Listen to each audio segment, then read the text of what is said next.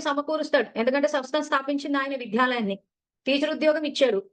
So మేము బెనిఫిట్‌లన్నీ తీసుకుంటాం గానీ, మేము ఉద్యోగం చేయమన్నట్టుంది. సో రికార్డింగ్‌లోకొచ్చింది. వచ్చి ఏమైంది? ఈ రోజు గవర్నమెంట్ ఉద్యోగులు గూడా జీతాలు తీసుకుంటున్నారు, పని చేయమంటున్నారు చాలా మంది. ఎందుకంటే బాబా గూడా ఇక్కడ ఇది ప్రొఫెషన్ అంటున్నాడు. జీతానికి పెట్టుకున్నాడు. కానీ మేము చేయమంటున్నారు.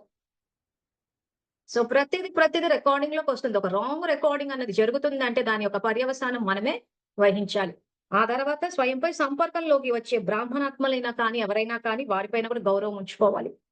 సమానత్వంతో చూడాలి. సో, ఇలా ఒక్కొక్క శ్రీమంతం తీసుకొని పోతే మీరు గనక ఇది పాటిస్తే కరెక్ట్ రికార్డింగ్ చేసుకున్నట్టు. చెయ్యలేదు అంటే రాంగ్ రికార్డింగ్ జరుగుతున్నట్టే. సో, మీరు పోయిన కల్పంలో చేసిన రాంగ్ రికార్డింగ్ ఏదైతే ఉందో అదిప్పుడు ఎమర్జ్ అయింది. మీ ఎదురుంగకొస్తుంది. సో, మీ భాగ్యానికి మీరే రచయితలు. కానీ మీరేమంటున్నారు? వీళ్ళెందుకు ఇలా ప్రవర్తిస్తున్నారు అంటున్నారు. సో, ఇప్పుడేం జేయాలి? నేనెందుకు ఇలా ప్రవర్తిస్తున్నాను అని ఇప్పుడు స్వయాన్ని చూసుకోవాలి.